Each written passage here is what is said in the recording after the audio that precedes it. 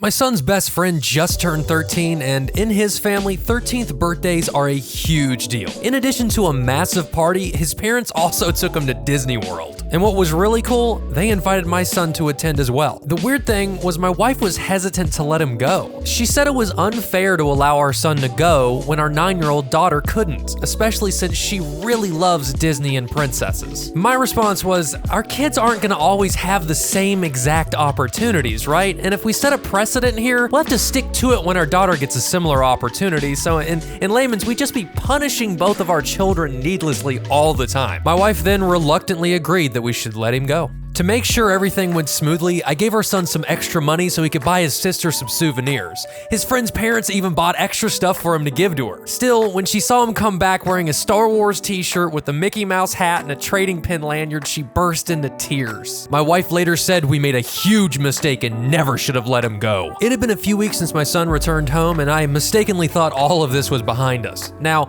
we're not well off financially, but my brother-in-law is. He invited all of us to visit his beach house that he rented for a summer send-off. My wife told me she wants to have our son stay with my dad and just take our daughter to even the score. I told my wife that isn't happening. We're their parents. We can't favor one child over the other. Not being invited to the birthday trip of a kid you barely know is in no way comparable to being left out of a family vacation, and I'm shocked she would even suggest such a thing.